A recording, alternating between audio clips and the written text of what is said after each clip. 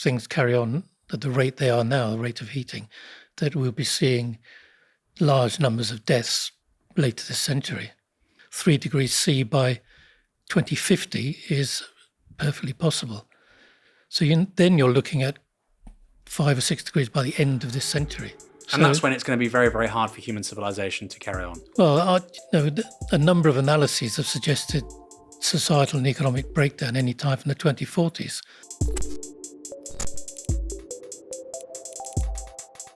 There's a great line from Ernest Hemingway, one of the best lines in English-speaking literature of the last 100 years, I think, where he talks about going bankrupt. It happens gradually and then all at once.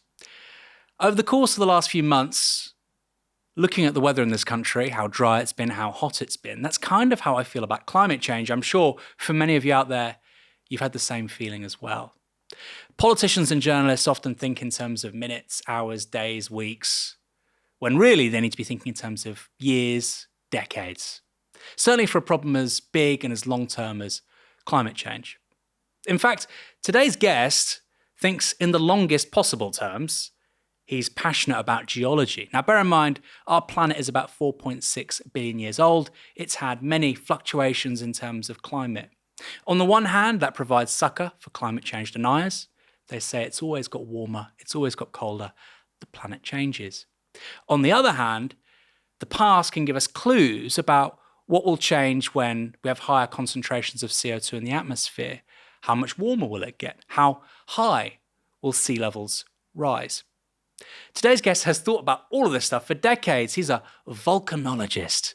He is highly credentialed in that world, but also climate change too. Increasingly, over the late 1990s and early 2000s, that's where he focused his attention, what he calls climate systems breakdown.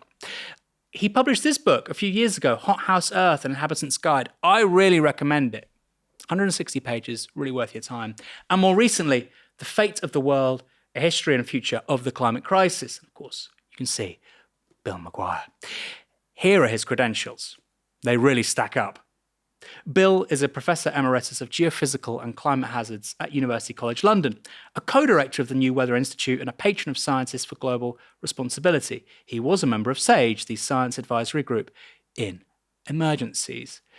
Now, when somebody with that kind of CV tells you that you should be even more alarmed about climate change than you already are, you should probably pay attention. We know this is a problem. We know it's a crisis. But I think we also know over the last few months that things are probably developing even more quickly than the most frightened, alarming voices feared. Bill McGuire, thanks for coming on Downstream. Thanks very much, Aaron. Great to be here. I am so looking forward to this episode. And I often say that at the start of these conversations, and it's often true. But I think with you, this is going to be a fabulous conversation because you're an authority on so many things. So we're going to talk about climate change, but also by training, you're a volcanologist. I am, yes. I started my life on volcanoes, active volcanoes. Well, not my life, obviously, my career. And I went from there into looking at how climate and the solid earth interact, and then from there into more of climate science. So it's a sort of journey that lasted about 20 years or so. So when did you study to become a volcanologist? Well, as a kid, I was always keen on geology and fossils and rocks and this sort of thing. So thinking about what to do next, on the one hand, because it was in the late 1960s, I wanted to be an astronaut, obviously, as people did then. But my maths wasn't good enough, so I decided to do geology instead. So I went to university, did a first degree in geology. I was still mad on space, so I wanted to do a PhD involving planetary geology. I wanted to look at Martian images or the moon and look at those in terms of interpreting them in terms of geological processes, if you like. But again, nothing much came up. And then I was offered an opportunity to work on Mount Etna in Sicily, which I took and had an absolutely fantastic time. I mean, eating pasta, drinking red wine and looking at rocks. So what more could you want in the sun? And when was this, your sort of turn towards volcanology?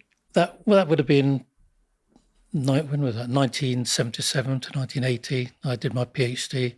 And then after that, I went into lecturing and I was teaching in geology generally and also specialising in volcanology, volcanoes, volcanic hazards particularly. We're going to talk about volcanoes and supervolcanoes in a minute. But I think this is just as a chronology worth working out because it's a microcosm of a broader story. So this passion for geology and volcanic disturbances, when does that then become a broader interest in things like climate science, climate warming? Well, probably in the late 1990s, I think, when when climate breakdown was becoming much more obvious and people getting really concerned about it. Because I have to admit, in the 1980s, it's not something I thought about a great deal. But as it became more in your face, if you like, then it was something that I turned to, thinking, well, how do maybe volcanoes and a changing climate interact? How do earthquakes and climate interact? And it was about the late 90s, early 2000s that I got into that. And it was a time when the European Commission were giving quite big research grants to look at some of these areas.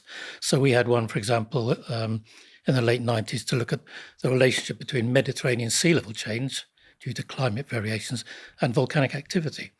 And there is a nice link there. So, it began round about then and it's progressed over the next 20 years or so. On volcanoes, some people might know you from various documentaries you did around this time, the late 1990s. Tell me about them. Yeah, there were two in particular. In 1999, there was supervolcano, which is really the first time people became familiar with that term. And it focused largely on Yellowstone in the United States and what the potential for that to erupt in the future was.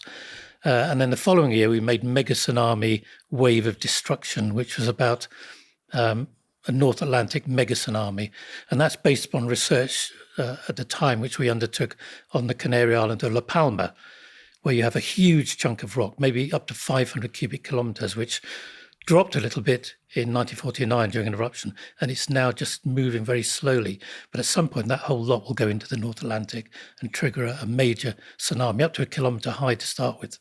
A kilometre high kilometre, tsunami? Yes, because originally it will produce this huge bulge of water, and that will gradually die down to just a few hundred metres high. So when is this going to happen? Oh, we don't know. I mean, hundreds of years, thousands of years even. Hundreds of years, though. I mean, that's quite soon, isn't it? Yeah, well, it could be next year. We have no idea. It's creeping slowly. The last time we monitored it, which was in the early 2000s, it was still creeping very slowly.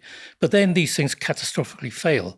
I mean, giant volcanic landslides are found at volcanoes all over the world, ocean island volcanoes. Hawaii is surrounded by these huge landslide deposits. And that generated waves which hit California, for example, in prehistoric times. So no, they're common, but on average around the planet, they happen maybe every 10,000 years or so. But that is common, geologically speaking. I mean, there's that Hemingway quote, right, about going bankrupt gradually than all at once. Yes, well, that's like a volcanic landslide. It's like lots of landslides, actually. They creep, and then there's that final trigger that sets them off. So in terms of La Palma, and the volcano, which is called the Cumbre Vieja, it could be any time, but that any time could be thousands of years in the future, or it could be a few years' time. There was a big eruption there a couple of years ago, and we were slightly worried, but nothing much happened. What's the volcanic disturbance / catastrophe that we're most underpricing right now? What's the thing that you think, my goodness, this could happen and it could really harm, kill a lot of people, and we don't even talk about it? Well, I mean, people are always on about Yellowstone, and that gets so much attention, but it's not showing any particular signs of erupting. There's a lot of magma down there, but it's not all joined up. It all has to be joined up to come out in one go. At the moment, it's in patches here and there. But there are a couple of other big volcanoes in South America which are swelling and which have had huge eruptions in the past. One of them is Uturuncu in Bolivia. Another one is Laguna del Maule in Chile. So those are two volcanoes I always tell people to keep an eye on.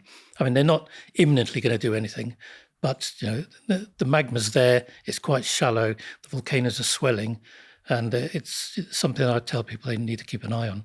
And the other one's in Europe, in Naples, not Vesuvius, but Campi Flegrei, which is a volcanic caldera, a huge crater. That sometimes produces colossal eruptions, sometimes produces very small ones. And over the last 50, 60 years, it's been swelling and subsiding, swelling and subsiding. And in recent years, it's just been swelling and swelling and swelling. And now you're getting earthquake activity. There was a magnitude 4.7 one there recently, I think. It's called Campi Flegrei, the Phlegrean Fields. And that could have an eruption almost at any time. Wow. And that's right in the middle, effectively, of Naples, so it's not a good place. Are our sort of political class and governing elites, I mean, you talked a moment ago about funding right towards the start of the millennium about this sort of stuff from the European Union, European Commission and whatnot. Is it like Independence Day? Is there a plan from Brussels and Paris and Rome that if that volcano goes off, there's a response, it's coordinated, people know what they have to do? Well, you'd think that'd be a good idea, but absolutely not. There are no plans whatsoever. I mean, after the Indian Ocean tsunami in 2004, Tony Blair set up a natural hazards working group. David King ran it and I was on it. And we produced a report about major geophysical events that could affect lots of countries. And we made recommendations. We said, people should be keeping an eye on certain things. They should be monitoring. There should be plans in place about what to do. And nothing much happened for a while. And then I can't remember how this happened, but somebody said, the UN would be very interested in taking this forward. So it disappeared into the United Nations machinery in 2006 or something, and it was never seen again.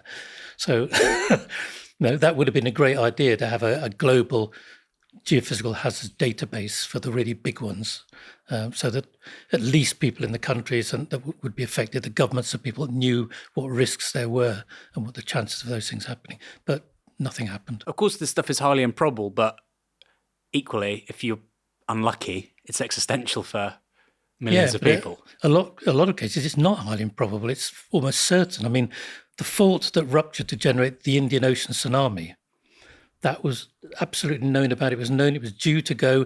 An American geophysicist who worked there spent his own money warning people in villages, warning the government, warning everybody. Nobody listened. And then it went, just as predicted.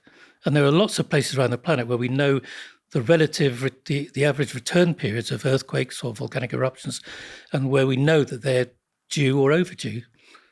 But that doesn't mean anybody's going to pay any attention. So when I say improbable, for instance, the idea of a huge volcanic eruption in Naples, I think it's probably not priced in to happen in the next 10 to 20 years, just because of the margin of error of how these phenomena work more broadly. What you're saying is that's actually not right, that actually people are saying certain things should already have happened, actually, statistically speaking. Well, in the case of certain faults, in the case of certain volcanoes, you know that they tend to erupt or tend to rupture every 50 years or so. If it's 60 years since the last one, you know something is normally about to happen, give or take a year or two. You can't be certain, but quite often you do get this quite nice timetable that you can stick to. So you can warn people, and we have warned people in the past about places where these catastrophic events are due, but people will not listen. They've got other priorities. Politicians, especially, really aren't interested. I mean, we've only got to look at what's been happening or not happening in response to the fire wave across the UK in recent months. So it's normal. Let's talk about climate change. You've travelled to us in London today. From where? From the Peak District, which is sort of in the middle of England, about as far away as you can get from the coast. That isn't the only reason I moved there. And you moved there when? 2007. So we've been there about 20 years. And what made you move? Well, 2003, we had the first really serious heat wave in the southeast, and London was a nightmare. You couldn't sleep. We lived in Hampton at the time, near Hampton Court. It was too hot to sleep downstairs. It reached 38 degrees. The national record was broken. And we just thought, God, we can't cope with another heat wave like that down here. So a few years later, we moved up out of the city, further north and uphill. Those are the three things people might want to think about in coming years. So we live in a village of 500 people, 1,000 feet up in the Peak District. It's massively cooler. We've got a house that was built in 1676, so it's 350 years old this year. The walls are 2/3 of a metre thick stone, and that keeps out the heat. Even at the height of the heat waves we've been having this summer, we don't have any trouble sleeping at all. I was speaking to an electrician last week, and this to me was a really fascinating conversation because he had just had air conditioning installed in his house. Yeah. This is an electrician in Portsmouth, guy in his early 30s. And he said, well, the weather's not changing, is it? This is it now. And I find it interesting that he would say that, but then you've got politicians like Nigel Farage and Suella Braverman who won't say that. And, this is their target audience, right? So there's clearly a disconnect, I think probably generationally as well as part of it, between the reality and then the political rhetoric. That chap would probably say to you, Bill, so you were in London in the heat wave, why don't you just get aircon? Why go all that way to a building from the 17th century, all that way up in the Peak District, far from everyone? So what was the rationale in terms of, you said those three things that people should think about that drove you to live in that particular place? Well, there were other issues as well, obviously. I mean, the heat was the thing that immediately drove us out. But we had a small child, and the possibility of sending him to a little village school with 40 kids in, for example, is just tremendous. The attention you get there as opposed to being in some 1,000 kids school is huge. It's fantastic countryside. It's we've got about an acre, so we can grow a lot of our own fruit and veg there, which is going to become increasingly important. And also, although it sounds as if it's in the middle of nowhere, you can get everywhere in the UK quite easily from Derby, which is our nearest big city, because Derby's a big rail centre, and it has rail links all over the UK. So once you get there, you can get anywhere. It's just getting to Derby that's the issue. I mean, Derby's slap bang in the middle of England, right? It is slap bang in the middle of England. In fact, if all the ice melts, the sea will come up to Derby, right in the centre of England. Wow. Are you a survivalist? I'm not a survivalist, but I'm... Because you're saying that the land... I'm certainly preparing. I mean, we're increasing the number of water butts. We're having water harvesting, because that's going to be obviously a huge issue in summers to come. Saving seed, storing...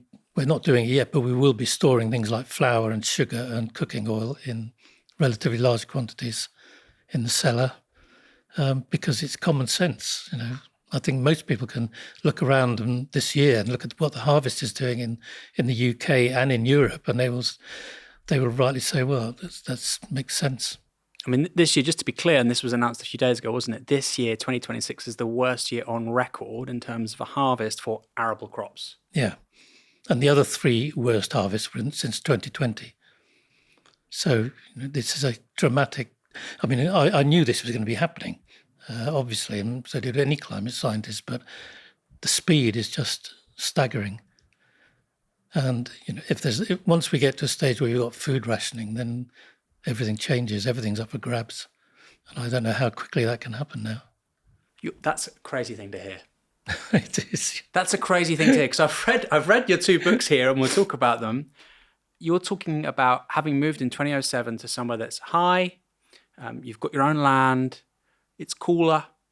I presume you're talking about Derby, potentially being at sea level. So maybe not in the very near term, but it's also safe from rising sea levels. And you're talking about rationing. It's not just me. And National Farmers Union have warned about shortages of foods later this year. So, this is common knowledge now, I think. But how plausible is rationing of something like flour in Britain? So you think that could happen before the end of the 2020s? Presumably? Well, over the last 5 years, because of bad cereal harvests, Britain lost a year's worth of bread supply. A year of bread supply out of 4 years. Now that's, you don't need much more than that, and you will have to ration it.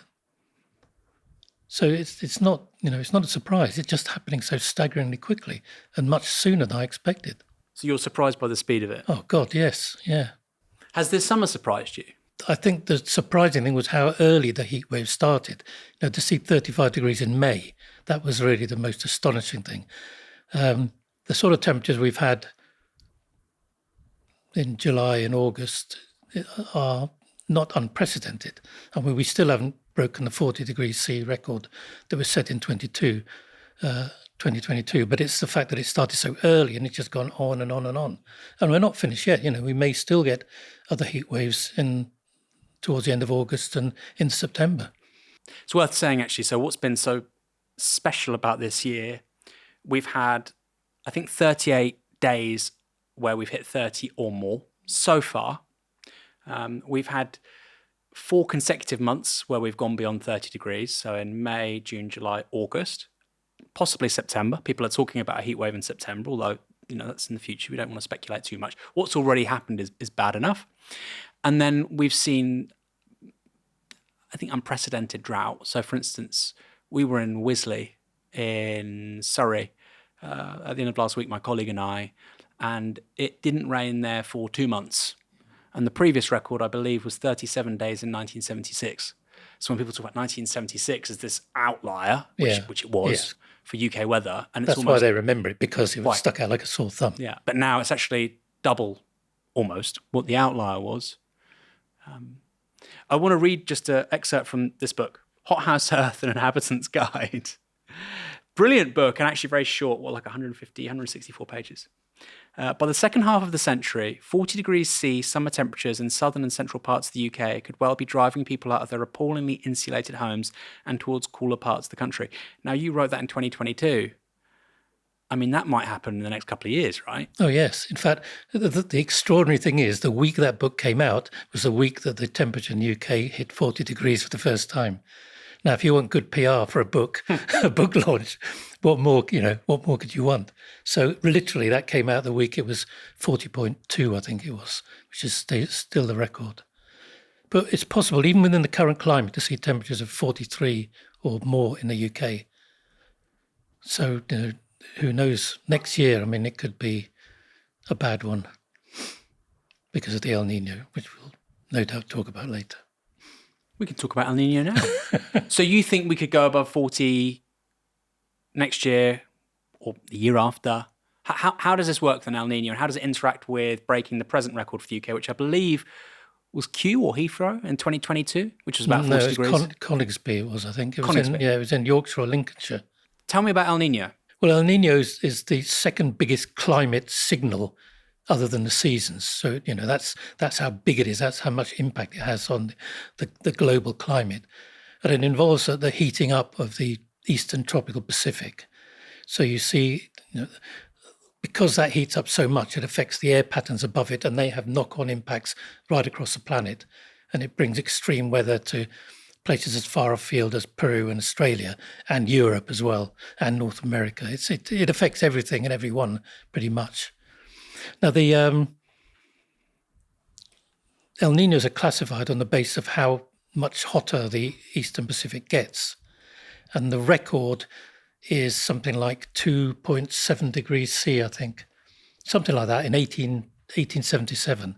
That was the biggest El Niño on record.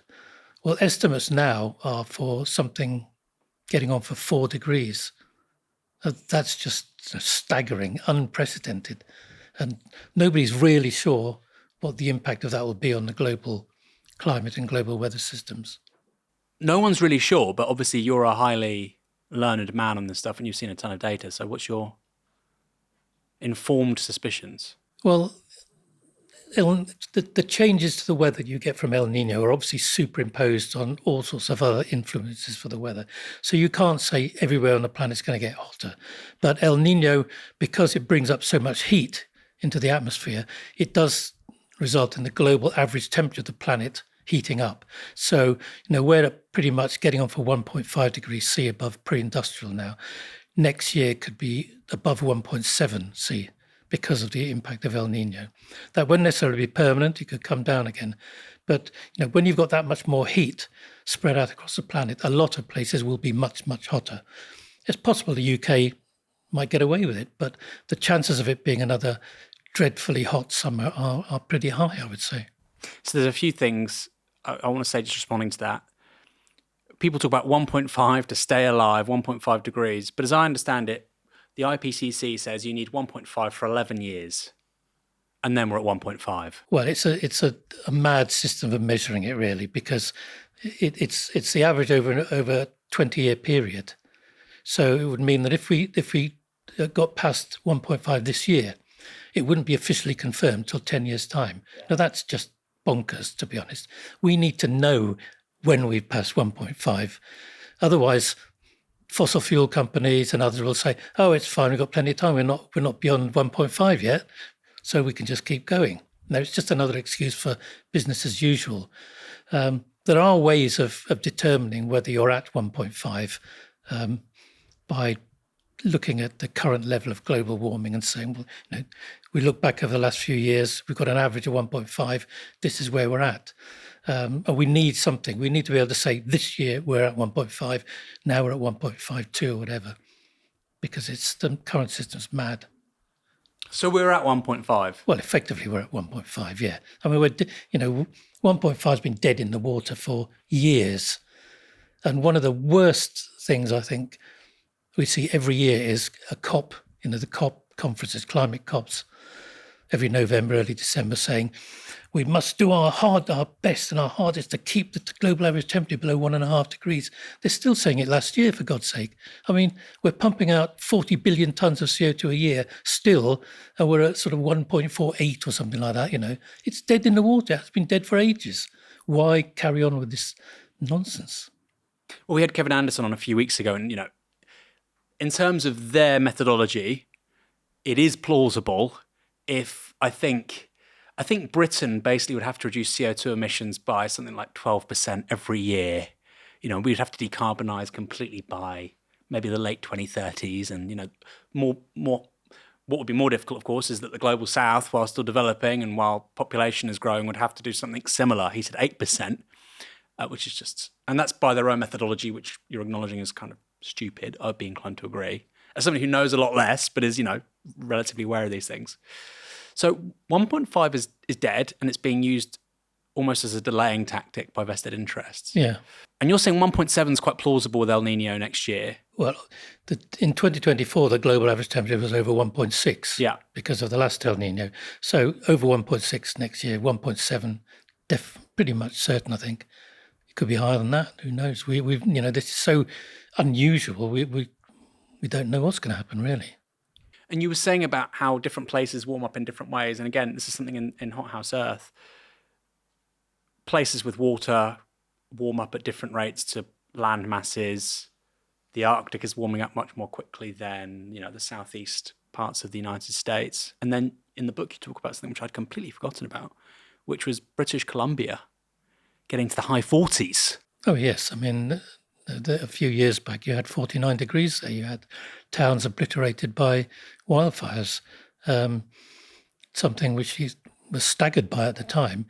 But now you're seeing 40 degrees in the UK and British towns hit by wildfires. So that's just an example of how quickly things are progressing, I think. For people who aren't aware, in British Columbia, it's a warm part for Canada, but it's still Canada. This is... Yeah, it's a maritime province, so it's normally got a fairly amenable climate. It's fairly damp in winter and it's mild in summer, hotter when you go further inland. But 1 degree below 50 degrees centigrade is not what you would expect there. But they do also have skiing resorts, like Whistler and so on. They do, it's yes. Not, well, it's damp in winter, but if you're high enough up, that dampness translates into snow. So, and it has got big mountains. Yeah, the Rockies goes up there. But, all the same, bordering on 50 degrees in Canada is, bonkers, really.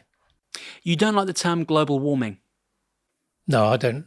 Many people I know don't use global warming. Warming, when something a bit warmer sounds cozy, it's quite nice. But heating is something quite different. And the rate at which things are changing, heating is a much more appropriate term. So I use global heating, as do other media sources, and The Guardian will use that, for example.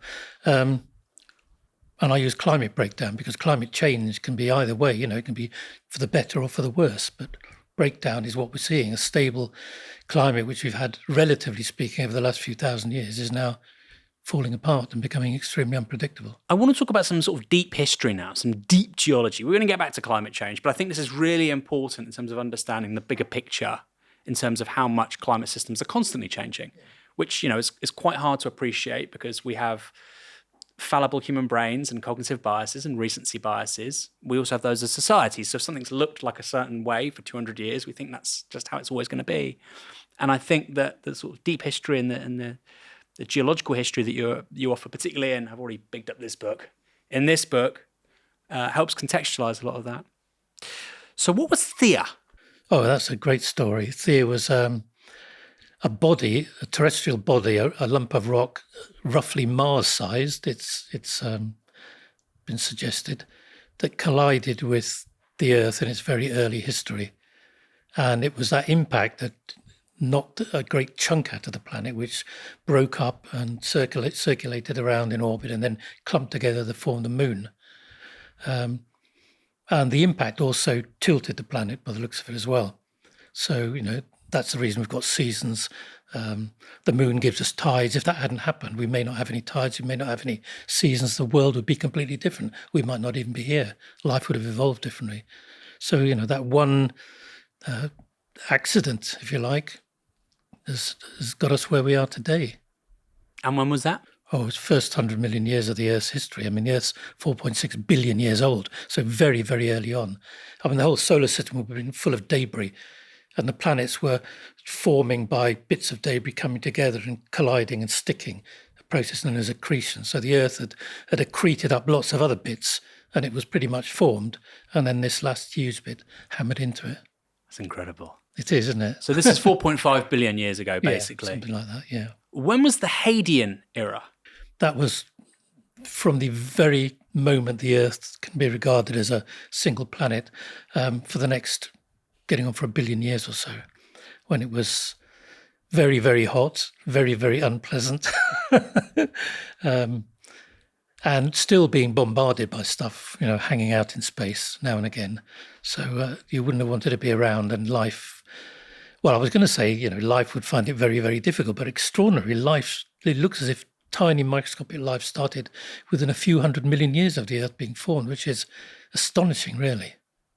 It didn't do anything for a couple of billion years after that, but, it got going fairly quickly. And what did it rely on oxygen? How did this work? Well, it needed water. That was the critical thing. And even though the Earth was very hot, there were still oceans because water could still take liquid form if the pressures are very high, and the atmospheric pressure was very, very high there. So water wasn't boiling off. You still had liquid oceans.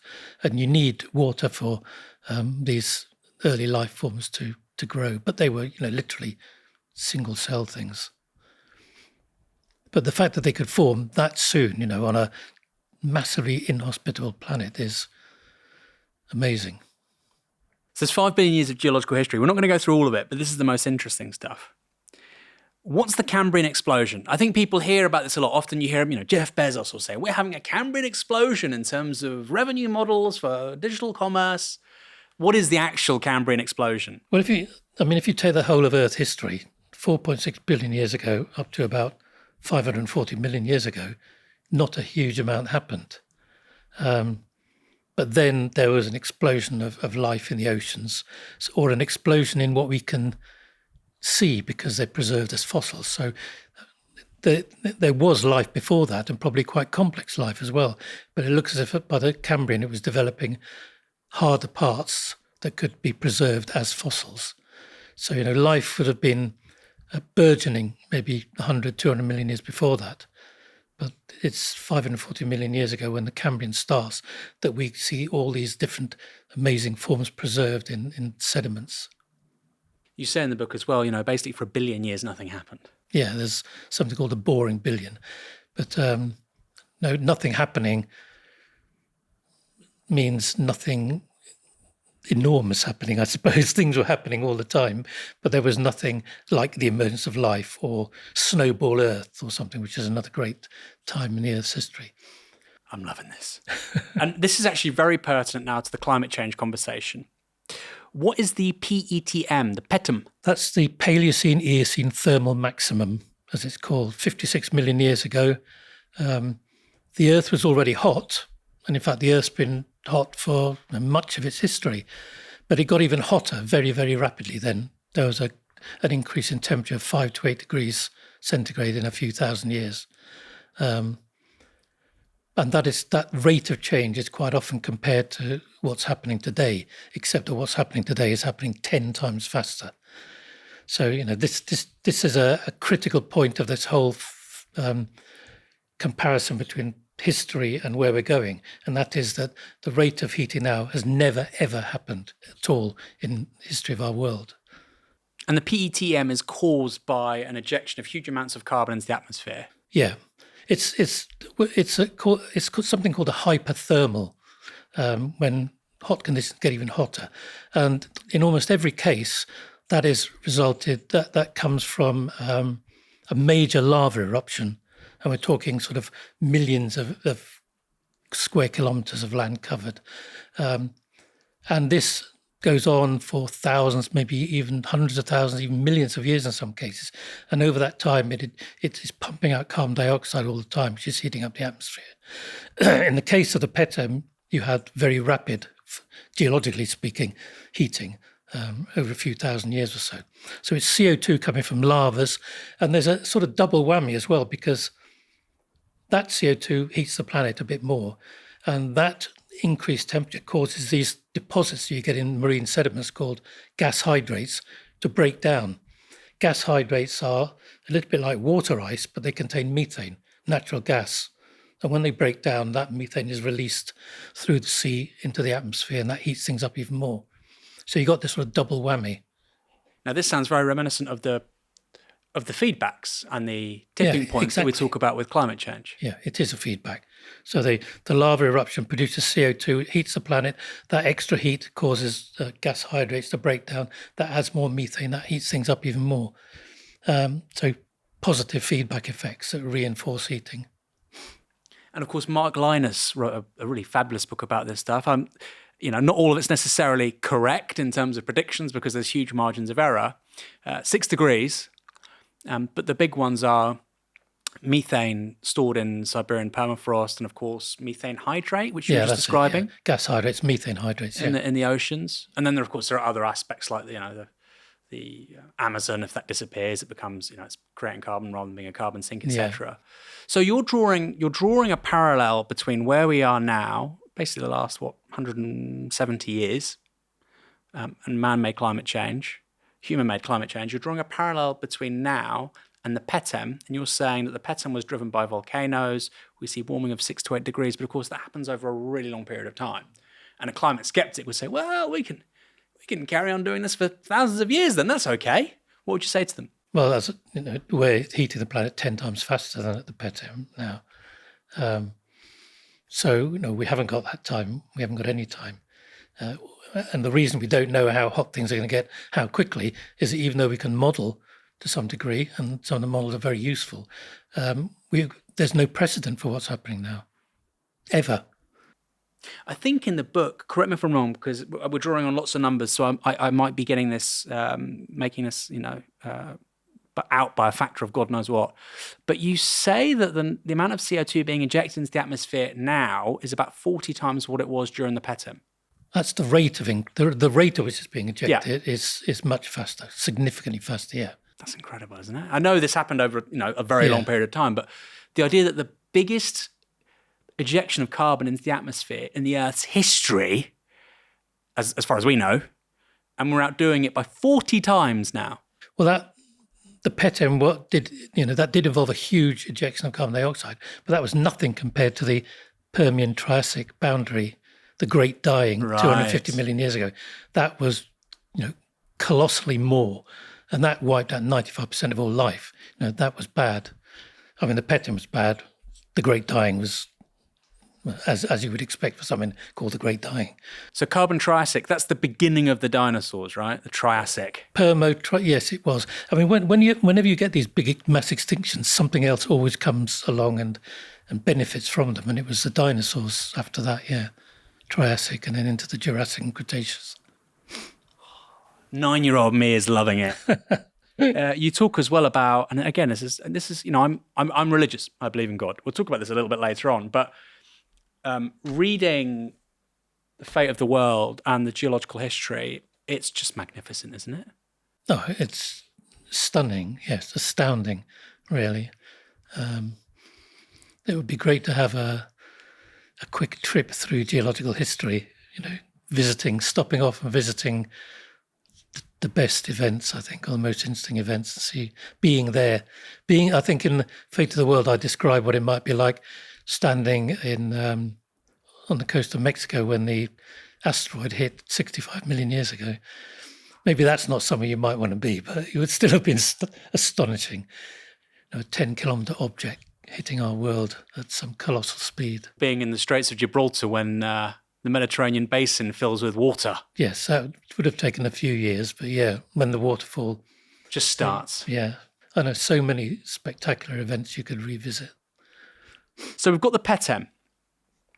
What's the 8.2 Ka event? Oh, 8.2 Ka is K for 1,000, so it's 8.2 thousand year event. So really quite recent, 8,200 years ago. And it involves the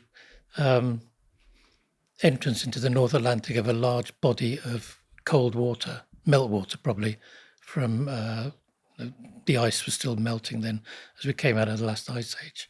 And that looks as if it might have had an impact on tsunami activity in the North Atlantic, because we have around about this time Scandinavia, which was covered in something like 3 kilometers of ice.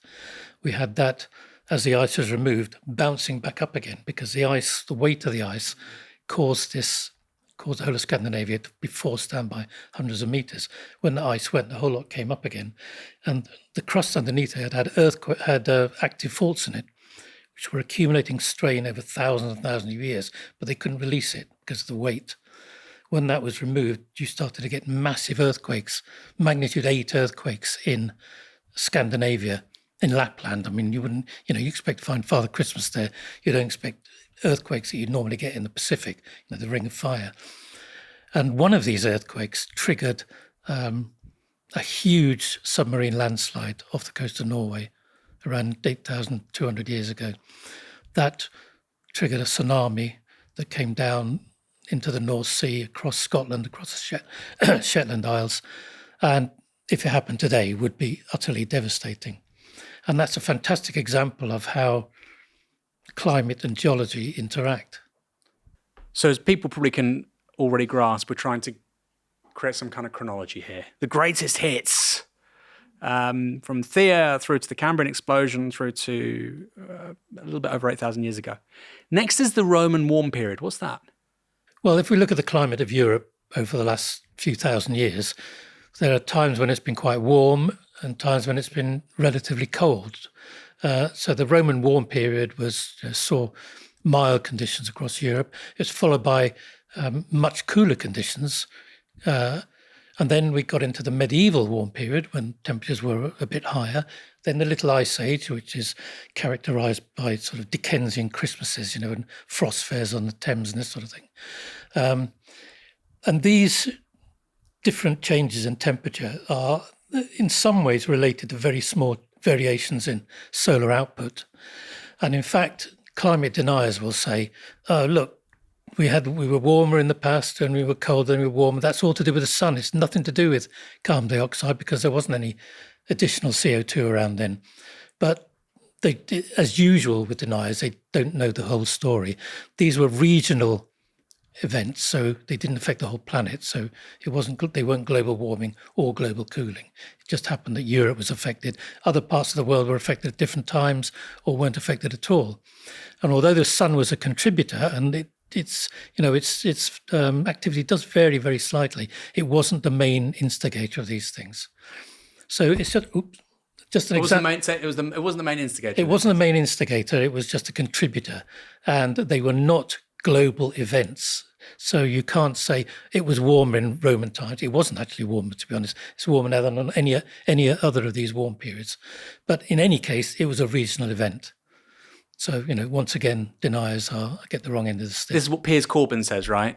Piers Corbyn says all sorts of I think, but things. this is Piers Corbyn's account for, why it's feeling warmer is because the sun is, Yeah, well, I've known Piers for a long time, and he had a weather forecasting company. I don't know if he still has, and he used to have contracts with insurance companies who were obviously interested in weather, who used to rely on him, and everything was based upon the sun and the sun's activity. I don't know any more than that because obviously he didn't tell anybody his secret. But it's just not true. I mean, we can look at variations in solar activity over many, many years, and you do get cycles. You get a sunspot cycle, 11-year periods. But there's no increase in solar activity or decrease in solar activity that can explain the sorts of global temperatures that we're experiencing. There's no doubt whatsoever that it's purely an increase in greenhouse gases. Do you know the dates for the Roman warm period? I think it was then. These periods don't have fixed dates because various people think they started in different times. But you're talking maybe 100 years BC, sort of 300 or 400 years AD, something like that. Which is basically just about the apogee of the Western Roman Empire. Yes, which is why it gets the name. You say that 536 was the worst year in history to be alive.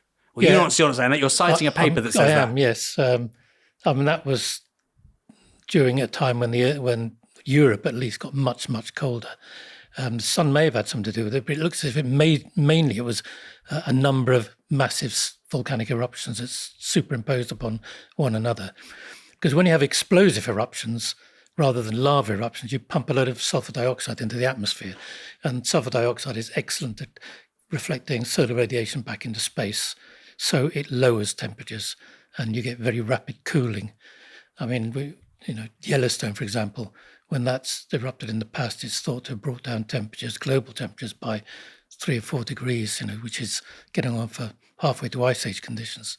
So a number of these smaller eruptions, but enough to pump a lot of SO2 into the atmosphere, seem to have really made a miserable climate around that time. For lots of people. For Europe, I don't know what it was like in the rest of the world, but Europe, which is pretty much all we know about around it, I think you talk about the Parthians as well, so bits of West Asia as well, probably struggling. But it's not a good place, not a good time to be around. I would say that was today as well, though, mind you. Wait till 2027, I'd say. Yeah. It's creeping up, isn't it? It's the silver medal right now at 2026. So when people say that grapes were growing in Britain 2,000 years ago, that's not untrue. This is something that climate deniers say quite frequently, right? The weather always changes. Look, they were growing, this crop was here at this particular point. Okay, they've come back. There are English wines now, but they were here before. You're not disputing that. No. And I think there's pretty much probably always been wine grown in Britain, probably in the south, southeast, and rarely. Now, obviously, it's massively expanded. But that doesn't tell you anything. It tells you that the climate in Europe was slightly warmer, not warmer than it is now, but slightly warmer than it had been previously. But it's not global heating. So when was the last time the planet was as warm as it is today? I think we're pretty much... The thing is, over the last 55 million years or so, the temperature of the planet's just gone down, down and down and down and down. So we hit ice age conditions 2.5 million years ago. And now we're rewinding that, starting to rewind it back. And we pretty much got back as far as the last interglacial period, called the Eemian, about 120,000 years ago. Temperatures were 1 to 1.5 degrees above pre-industrial. And that's where we are now. So we've rewound our climate 120,000 years. And we're going to keep going back up that temperature increasing trend. So if we get to and this is a strange question, I know. So you're saying that 1.5, which we know we're at, we had this conversation earlier. If we get to 2, 3, how far back do you start looking then? Well, by the time you get to 2, 3 degrees, you're back to the Pliocene, which is about 3 million years ago. Then you had, the worrying thing is that the Pliocene is 2.5, 4 degrees above pre-industrial. But the concentration of CO2 in the atmosphere was 330 to 400 parts per million. Now it's at 430 parts per million. So that's the best we can hope for, I think, is a return to Pliocene conditions. 3 degrees C hotter, sea levels eventually 15 to 25 meters higher. That's probably our best case. And if we want to stop there, emissions need to peak by 2040. Act now so that Britain can look like Indonesia. And of course, there's a delay, and this is key, there's a delay between concentrations of CO2 in the atmosphere and the kinds of things you're talking about. Yeah. So there isn't much carbon dioxide in the atmosphere. We talk about parts per million. Yeah. Before the Industrial Revolution, we're looking at something like 270, 280. Yeah. And now it's 430. Yeah. So 50% increase, effectively. Yeah. So when was the last time there was this much CO2 in the atmosphere? And that's not the same as how hot it is, because we just said there's a delay between CO2 and heating. So when was the last time there was this much CO2 floating around? Probably about 15 million years ago. So, back to the Miocene. So if we keep rewinding the clock and don't stop the Pliocene, we'll end up in the Miocene, middle Miocene climate optimum. So 15 to 17 million years ago, you had 600 to 800 parts per million of CO2, and the temperature was 7 to 8 degrees C hotter. Now, nobody's certain why that was. That's too high for those levels of carbon dioxide. And the possible reason is that you start to get serious breakup of cloud cover as the temperature increases, as CO2 concentrations increase. And that lets in a lot more of the sun's heat. And we're seeing that now. We're seeing cloud cover start to break up in the tropics quite significantly over the last couple of decades. So, that's very, very worrying indeed. And lots of people say that, humans would struggle to live on a planet that's 6 degrees warmer than today. Yes, they would.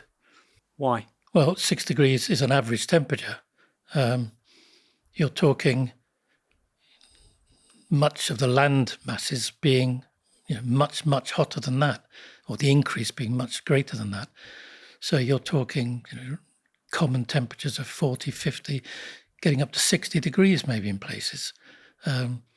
Most crops won't grow effectively over about 30 degrees. So you're getting into the realms of much of the planet being uninhabitable, and probably at a lot lower temperature than that. I think at 4 degrees you're going to be struggling to grow anything worthwhile, certainly to feed a population of the size we have at the moment in most parts of the world. I think this is worth sort of probing, because I'm not actually interested necessarily in, okay, well, we could sustain a planetary population of 1 billion if everybody moves to the Arctic and the Antarctic. And, at what point does the Earth become literally uninhabitable for human beings, maybe in terms of air composition, right? Because obviously we rely on oxygen, etc. At what point would there be too much methane in the atmosphere for us to breathe, or anything with lungs to struggle, for instance? Where are we looking then? Well, it won't be the composition of the atmosphere, it'll be the heat. I mean, the sun is heating up more, is growing in terms of its output. Every million year by million year, if you like. And by the time we get to, say, another 250 million years in the future, it'll be too hot for most life forms on the planet. So, most of the conditions for life to exist on the planet is already over. We've done 80% of it. There's only another couple hundred million years left, and then there'll be nothing to speak of left. I mean, the sun will keep getting hotter and hotter and hotter after that. But after 800 million years, we'll be back to unicellular life. I think you're saying 600 million years' time, there'll be no plants because photosynthesis won't work anymore. Yeah, and then after that, a couple hundred million years after that, there'll be bugger all, really. It's not far on, in geological terms, yeah. It's not far. I remember reading a great tweet, and the person said, "I'm a socialist because I care about the heat death of the planet. We need socialized production so that one day our descendants can, God knows what, There's Chinese sci-fi about this, by the way, about moving the Earth to another star and all kinds of crazy things. I like Chinese sci-fi. There's some great stuff being written over there. Yeah, Xi Jinyu does a story about they move the planet to another star because our star dies. Yes, I think I've read that, actually. Can't remember the name. Yeah, fantastic. But I suppose most people watching will say, well, look, that's terrible for anything that's around a couple of 100 million years' time. But let's say that the planet is 5 degrees warmer in 200 years, right? Plausible-ish, quite plausible. You suspect humans won't be around to sort of reproduce at the kind of rate we'd expect for a successful species, basically. Well, I mean, my personal view and the view of others is if things carry on at the rate they are now, the rate of heating, that we'll be seeing large numbers of deaths later this century.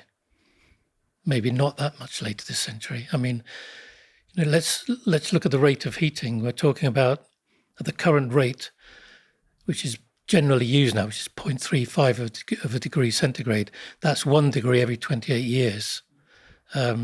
So you're looking at 2 degrees arriving in the late 2030s or 2040. But there's satellite data which suggests that the planet's heating up much more rapidly, maybe half a degree a decade. And there was a report last year by the German Physical and Meteorological Societies saying 3 degrees C by 2050 is perfectly possible. So then you're looking at 5 or 6 degrees by the end of this century. And that's when it's going to be very, very hard for human civilization to carry on. Well, a number of analyses have suggested societal and economic breakdown any time from the 2040s for business as usual. And I would agree with that, because the impact of extreme weather will just become all pervasive. And its impact on economies, impact on food security will rapidly, very, very rapidly, really start to hammer home in terms of deaths, I think, particularly in majority world countries, but not only there. Let's stick with that for a moment. Explain for me quickly the difference between wet and dry bulb temperatures, because this is the thing that we're really talking about when we say tens, hundreds of millions, billions of people potentially not living through all of this. So what are these things? What's the difference between wet and dry bulb temperatures, and when does it get dangerous for humans? Well, when we have a normal thermometer, we're measuring the temperature of the air. So, 30 degrees, 35 is extremely hot and unpleasant. But using what's called a wet bulb thermometer, the temperature you see is a measure of heat and humidity. And when you reach 35 degrees on a wet bulb thermometer, it means the air is saturated with water. And if it's saturated with water, you cannot sweat. I mean, we lose heat by sweating. If you can't sweat, you can't lose heat. And so the internal temperature of your body just increases and increases and increases until your organs start to fail, and you've got about 6 hours to live. So, these conditions do occur, and they're becoming more common, particularly in the Gulf region, in parts of Central America, in South Asia, etc., and in China. But they're going to become more and more common. And at the moment, the saving grace is you don't get wet bulb temperatures of 35 degrees C for very long, because you tend to get massive thunderstorms that break the temperature, if you like, and temperature falls. But in the future, you may see those conditions prevailing for much longer. And there's one particular area, which is the North China Plain, where you have something like 400 million people working. It's a breadbasket of China. A lot of irrigation, so very humid. That in the future, in decades to come, we'll see these conditions more and more commonly occurring. And most people there have no air conditioning. If you don't have air conditioning and these conditions prevail for a day, then you won't survive. So 6 hours is, 6 hours is when people die, when they're subject to 35 degrees of wet bulb temperatures. Yeah, and it doesn't matter if you're in the shade or if you've got lots of water or whatever. The heat will just keep building. You cannot lose heat. I mean, this is the start of Ministry of the Future by Kim Stanley Robinson, the science fiction book. And that is actually probably one of the more readable novels he's written. And he talks about, a mass death event, I think in India, in South Asia, something like that happening. How plausible is that in the next 20 years? Well, a few years ago, I would have said we're looking at the middle of the century before we start seeing that possibility. But things are just progressing so quickly now that, within the next 20 years, it wouldn't be a surprise to me. So when I was young, I suppose these kinds of conditions existed, correct me if I'm wrong, in somewhere like Nevada, Death Valley, et cetera, et cetera. But you're saying they're too dry there. Too dry. Yeah. Okay, so historically, where were these kinds of conditions limited to? The Gulf region. Just the Gulf region. South Asia, India, parts of Central America, these sorts of areas where you can have high humidity and high temperatures. Nevada, it gets incredibly hot, Death Valley, but it's very, very dry heat. It's not going to be nice, but it's not going to kill you. And as you said a moment ago, these conditions existed for very small parts of the world, but invariably they were broken up by storms, and so that 6 hour time frame wasn't really a thing. That's going to change. Yeah, and we're now seeing the conditions occurring much more commonly as well.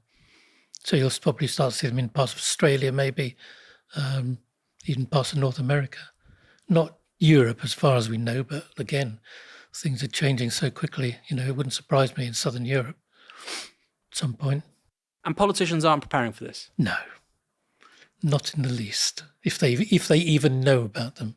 Have we had a sort of glimpse of something like this happening? Has there been somewhere where there's a large concentration of people and they say, well, actually, we hit wet bulb of 35 for 90 minutes or something? Have we had a glimpse of the future so far or not yet? There will have been situations like that, but I don't think there's been a significant die-off, if you like, so that people would recognise it. I mean, if you have it in the Gulf region, nobody'd notice, would they? They'll all be in bloody air-conditioned tower blocks or whatever. It's true.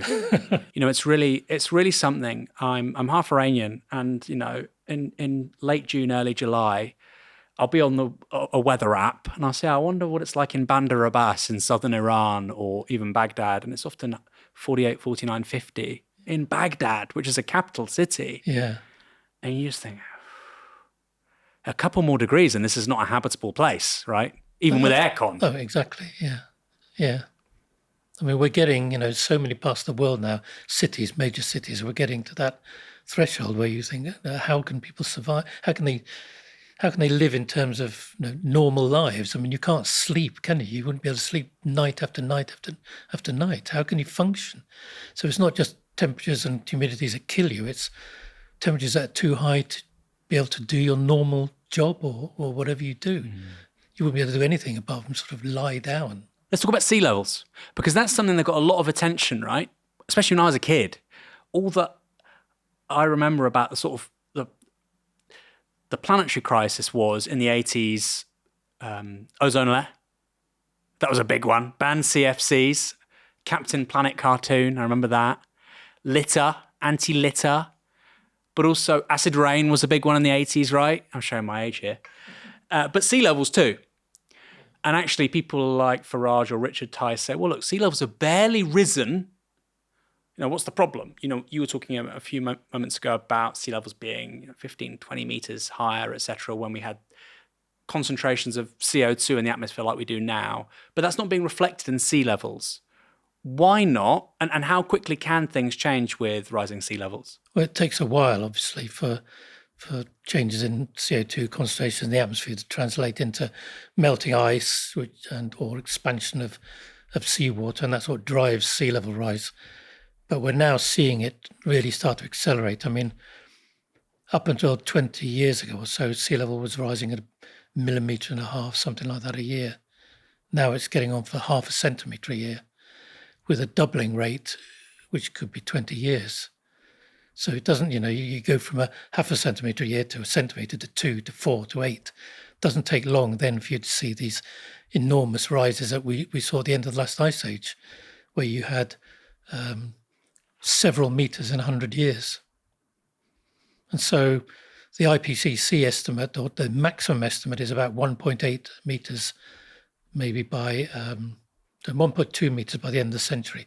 But you can easily get to 2 meters. I wouldn't be at all surprised to see 2 meters by the end of the century. And what would that mean? Because 2 meters doesn't sound like very much, right? No, it doesn't. But I know a guy who's 2 meters tall, Yeah, but if you look, for example, at East Anglia, I mean, something like 2 or 3 meters of sea level rise, and the sea will be coming into Cambridge because the land is incredibly low and incredibly flat. So, it can change the shape of countries very, very with a very small sea level rise. I mean, a few meters rather than tens of meters. There's a great stat, I think it's in Hothouse Earth, which is that if we burn all the fossil fuels in existence, and of course this is very hard to model, but if we did, we'd warm the planet by 16 degrees. Yeah. And of course, there are some people out there who want us to burn all the fossil fuels in existence. That's what they want us to do. 16 degrees sounds quite a lot, though. Well, we put 2.5 trillion tons of carbon dioxide into the atmosphere. If we burn all known reserves, that's another 3.5 trillion on top of that. That's a lot of CO2. And 16 degrees isn't a surprise at all. And much of the planet, most of the planet, all of the planet would not be habitable for humans. I mean, that's a pretty interesting one, right? Because somebody like Richard Tice or Nigel Farage or Kemi, they actually, Kemi Badenoch, for instance, acknowledges that the planet is warming. She does, but she's just not, she thinks net zero is a bad idea. But I suppose if you're saying, well, look, if we carry on with what you want to do, which that's what you want to do, here's what the costs are, then this is where we end up. and they don't seem to have a response. Well, there are lots of questions like this. I mean, you think, you're an oil company executive, you've got young children. Why do you keep pushing for more oil and gas? I mean, money talks. I can't think of any other reason. Profit counts for everything. I mean, why otherwise would fossil fuel company CEOs condemn their kids and their grandkids to absolute hell? Do you not think there's other explanations as well, though? So there's a lot of wishful thinking, right? Because we've lived through such a fortunate time. Oh, yes. In the post-war period, especially, in the global north. Incredibly lucky. As good as it gets, quite possibly.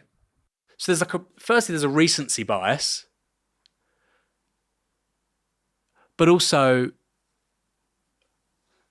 I mean, that leads people that have lived in this extraordinary moment, the Great Acceleration, where, living standards and life expectancy and the consumption of just about everything was like this hockey stick, right?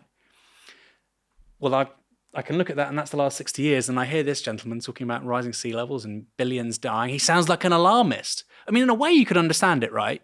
Only from someone that thinks we can carry on growing at an exponential rate on a tiny, tiny planet with finite resources. But that's our public ideology. That's my point, I suppose. Yes, but that fits with the profit motive, doesn't it? It fits with the oil executives saying, I don't care about the future. I want to make lots of money.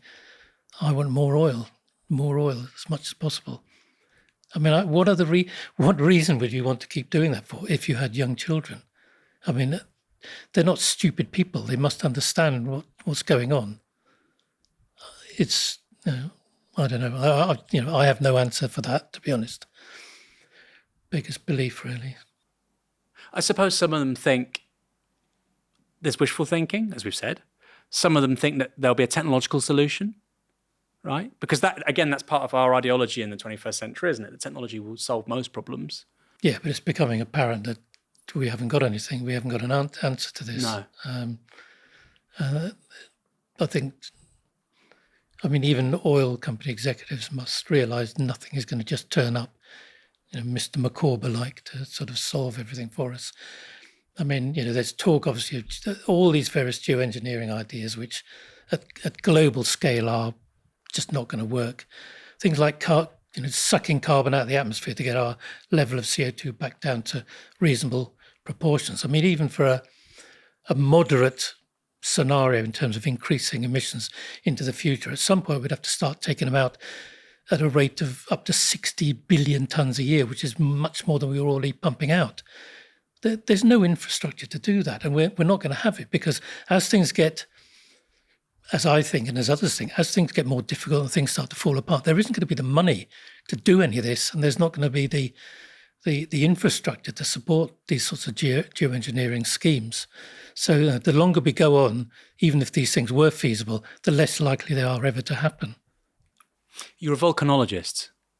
So your big amongst other things. Yes. Yeah, but by training. So no, I say this because one of the big geoengineering solutions is to basically spray stuff into the atmosphere, and that will lead to global cooling, which we know historically, as you've already mentioned in the last hour and a bit, is something that volcanoes do, and we can verify that through empirical data and whatnot.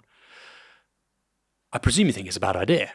Yeah, I mean, one of the first things we know, because we've looked at volcanic eruptions in the past, is that when you have a big explosive eruption and a lot of SO2 in the atmosphere, you get a massive impact on weather patterns. So it can affect the monsoon, it can cause all sorts of changes, which would lead to a lot of people dying, famine, etc. For this type of geoengineering to work, it's called solar radiation management. The idea is to maintain a level of about 20 million tonnes of SO2 in the atmosphere permanently, or well into the future. That would reduce the temperature by something up to 1 degree C. So it wouldn't cancel out all the cooling. You'd have to keep adding it to the atmosphere. So a huge project. And you would have to have, effectively the population of the Earth would have to agree with this. Countries would have to sign up to it. We haven't managed to get them to sign up to cutting emissions effectively. So, this would be at least as difficult as getting everybody on board as that. Would they, though? The US could just unilaterally do something like that. Not not to the level you're saying for a global change, but there might be, Peter Thiel might say, me and Elon Musk have partnered and we're going to we're going to do a pilot. Yeah, well, people do pilots. And we want to see if it will reduce the planet's, global temperatures by 0.2 degrees. And we want a proof of concept, and Silicon Valley is going to come to humanities. You can see this, right? So because I've heard this problem before, and I sometimes wonder if the global collective action problem isn't what would stop it. I can see I can basically see very wealthy people, because this could be big business, proving the concept and then saying we want buy-in from national government. Well, if you read my debut novel Sky Seed, that's all about a secretive attempt to do exactly this by UK and US governments. It all goes sadly wrong. Sky Seed. Sadly wrong, yes. I've seen the novel mentioned. It's mentioned in here, I think, isn't it? But I've not read it. But it's possible people will do this clandestinely or try to do it, but it would be detected very quickly, I think, by people monitoring atmospheric compositions. And countries like India, where the monsoon might be affected, for example, would be, to say the least, extremely annoyed about it. But the thing is, people always say we need to do this to buy us time.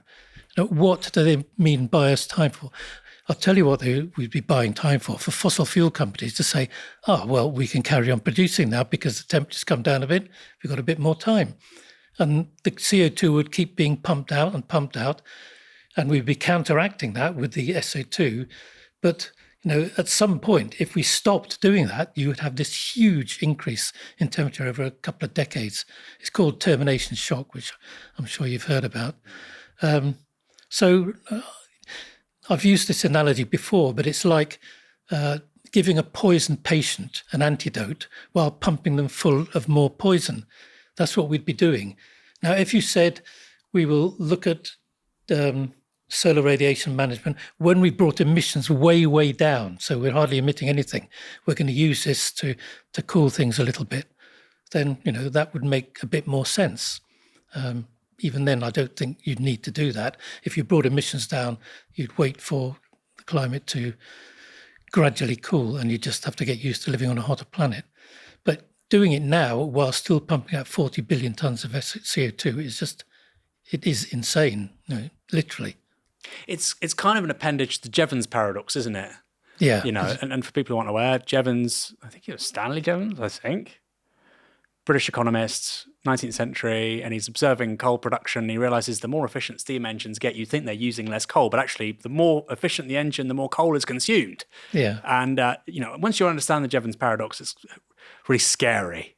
The more efficient we get at consuming stuff, the more of it we consume. So the limits that need to be imposed can't come via the technology or more efficient technology. If jet engines become more efficient, we're just going to use jet travel more. And I suppose, it's feeding into this idea. Are there any geoengineering solutions? And I'm not talking about, painting roofs white, but the more wacky... That's a good idea. That's a good idea. We should be doing that. I mean, that's an easy win, isn't it? Paint roofs white in cities. It'll have a big impact on the urban heat effect. Plant lots of trees, paint roofs white. Those are things that we should be doing because they're sensible. In fact, planting a lot of trees is regarded as a geoengineering technique, actually, but it's not one that's normally, it's not what most people think about when they hear geoengineering. But those are good things to do. But the huge global scale things are the problem. And there's one that sounds quite interesting, especially to a geologist, and that is that basalt, which is a very common rock type, it's basalt lava, it's a volcanic rock. It's when it weathers, it takes carbon dioxide out of the atmosphere. So one scheme is to crush up basalt rock, spread it on fields, and it will actually fertilize the fields as well. It's got lots of nice trace elements in it. But it will suck carbon dioxide out of the atmosphere as well. But then you look at it on the global scale and you find that you'd need to cover half of the world's farmland with basalt dust for it to remove 2 billion tons of CO2 a year, which is, we pump out 40 billion. But you'd have to cover half of the world's farmland and you'd have to quarry all that as well. Can you imagine the colossally environmental disruption that would cause, and the health issues and God knows what else? That sort of thing's never going to happen. The transport of this stuff around the world It's like that with all of them. Good ideas may be in when you look at it on a small scale, but translating it to a global scale, they're all But again, wild and wacky. It's going to make somebody a lot of money. I can see Jeff Bezos saying we're getting into the global basalt agricultural business. It's going to be critical in meeting our climate commitments. It's going to, and people might laugh when they hear that sort of thing, but that's kind of what we're doing with electric cars. Right? That's kind of what we're doing with electric cars. Now, electric cars are obviously better than cars that depend on fossil fuels, but the idea that you have a one-for-one, like-for-like replacement of combustion engines. 1 billion electric cars instead of 1 billion internal combustion engines doesn't help, does it? All the raw materials that you use, etc. When what you need is a transformation in low-carbon public transport. Yeah. I mean, I must admit, we are on our 4th electric car because we can't. It would either be an electric car or a horse. They're the alternatives to get anywhere from where we live. So an electric car is the least bad. But whenever we can, we use public transport. So as I did today to come down here, but the buses are very few and far between in a village of 500 people, 1,000 feet up in the Peak District. So you need one. But I'm not stupid enough to think that they're a solution to anything really. So what do we need to do? So you're talking about the sort of evasive action the evasive measures that you've taken personally to move where you have. What should we be doing? Do we need to stop eating meat? And I'm not just talking about consumers. I'm talking at a sort of a global level. What are the big changes, apart from obviously decarbonising? What else? Well, the decarbonising is virtually it. I mean, out of that 41 billion tonnes a year CO2 that we add to the atmosphere, 38 billion is from burning fossil fuels. So that if we stopped doing that, we'd have solved the problem. So decarbonisation is a critical aspect of everything really, and it's a really key issue in the UK at the moment because we're at this point where the new Prime Minister Andy Burnham will acknowledge climate breakdown and say all the right things, and then say he's pragmatic about more oil and gas from the North Sea, and the excuse seems to be, and I can almost quote them there, is that we'll be relying on oil and gas for the near to medium term future. Well, that's completely the wrong way of looking at it. What you need to do is say we cannot afford to burn this. We need to be on a war footing to transition ourselves incredibly rapidly off fossil fuels. And to do that, you'd need a mass program of installing heat pumps in people's homes instead of gas boilers, which the plan was to get rid of gas boilers by 2030 or something, I think, but that's now been got rid of or extended. So you'd work to get these in everybody's homes. You'd work to push renewables much, much faster than you can now. So you don't need the oil and gas. You don't say, oh, we're going to have this oil and gas, which is not an excuse. That's not the way to do it. We need to be on a war footing to decarbonise now. We need to start 30 years ago, really. So it's fossil fuels. We could carry on eating meat. Well, eating meat isn't good for all sorts of reasons. I mean, health reasons, the environment, whatever. And it does contribute a large proportion of, not a large proportion, but a significant proportion of emissions. But burning fossil fuels is the critical area, I think. Yeah, I think when people argue against eating meat, the more I learn about it, actually the argument for enhanced biodiversity is a stronger one with regards to reducing animal agriculture, because obviously so much land is given over to particularly beef production, which could be rewilded. It's just a very inefficient way of allocating land and also allocating arable land, because you grow crops to feed animals rather than eat the crops yourself. One more question. Do we need to become a multi-planet species? I don't think we're going to be around long enough to do that, to be honest. I mean, there's an argument that the reason why we haven't come across any other life in the universe is because if it does become civilized and technological, it reaches a stage where it wipes itself out. Is that Fermi's paradox? Well, Fermi's paradox is yes. I mean, essentially, yeah. Do you think that? I can see that you can get to a stage where you can make things very difficult for yourself as a race. I mean, the fact that where we are now, and we can see how bad things are getting and how terrible things are getting, and we're doing nothing effectively about it.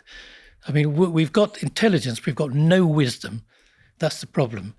And it may be that races, if they exist, or species on other planets, also reach that level of technological intelligence, if you like, without the wisdom to use technology properly, and everything goes bang. Because we think of ourselves we are obviously a very intelligent species. We think of ourselves as a successful species, but Homo sapiens has been around for about 300,000 years. The dinosaurs were around for a couple of 100 million years, right? Yes, yeah. So we're very stupid. If you're looking at a successful species in terms of their duration on the planet. Well, I think in The Fate of the World, I have a section on Homo stultus, which is effectively stupid sapiens, which is a better description, because we're effectively in the search for, because of greed and the search for short-term profit and exploitation and environmental degradation, we're destroying our world and potentially destroying ourselves. Where's the wisdom in that? And you've got crocodiles and turtles that are still around. We look at them as stupid, and actually they're probably around a long time after us as well. Well, they might be, yes. Or what we're also involved with at the moment is that, I mean, there have been 5 great extinctions, and people write about the 6th great extinction, but it's not. This is the first great extermination. I mean, we are responsible for killing all these species. That didn't happen in the past. So species that have existed for hundreds of millions of years may not get past the next 100 or so because of us. So it's Elizabeth Colbert, right? The 6th Great Extinction. Yeah. And just one of the most depressing books I've ever read. And it starts with, I can't remember how it starts, but it starts with an account. We've only really thought about evolution for a couple of 100 years, which is kind of amazing when you think about it. And then she talks about this very rare bird. It's the last kind of this bird and the way it's killed before it goes extinct as a species. And it really does sum up how stupid we are. Yeah. So, well, I think I talk in The Fate of the World about a couple of 100 years ago, 100 million passenger pigeons in North America or something. And then about 50, 60 years later, none. Wiped out, every single one. Just absolutely terrible. What wiped them out? We did, shooting them, killing them. I mean, but I think the figure was 100 million, something like that. Flocks that darken the skies. You'd think it's impossible to wipe out all those, but no, we managed it fairly quickly. Like the bison in the US, of course. Well, the bison, the same thing, exactly the same. Reintroduced more recently, but... Yeah. By Ted Turner, incidentally. I mean, he's died recently, but Ted Turner, of course, the man who founded CNN, was a big climate person. He was going out with Jane Fonda at one point, and I think he was the guy that basically helped commission the Captain Planet series cartoons in the 1990s. Quite an interesting point. Not all the billionaires are bad. I know I said finally on the space thing, because I find it interesting that you're somebody who's interested in existential risk, right? And you're looking at this stuff through the long term. And people like Elon Musk, I think, do the same thing, right? Whether or not we overcome the climate crisis, if we stabilize planetary conditions, etc., if we want to be around for a really long time, we probably would have to become multiplanetary. That's why I asked it. But I suppose this is where I want to end up. Billionaires are looking at New Zealand as the kind of bolt hole where they'll be safe in a world of runaway climate change, political breakdown, declining crop yields, etc. As somebody who is as authoritative as almost anybody else on this stuff, is it going to work? Well, New Zealand is, relatively speaking, it has an amenable climate. I was lucky enough to do a sabbatical in Christchurch in the South Island in 2005. It's certainly very quiet. If you want somewhere to get away from things, then that's the place to be. But this whole idea of billionaires having a bolt hole, it just doesn't work. And I know they are concerned about this, because if you whiz off somewhere, hide yourself away, you've got servants, security staff, assistants, hangers-on, whatever. When things fall apart, you have no hold over those people. They don't have to do what you tell them. They can just tell you, bugger off, throw your hook. And they overthrow you. Well, yeah, they just, they have no hold over people in those circumstances. Why would people do what they were told? No reason to.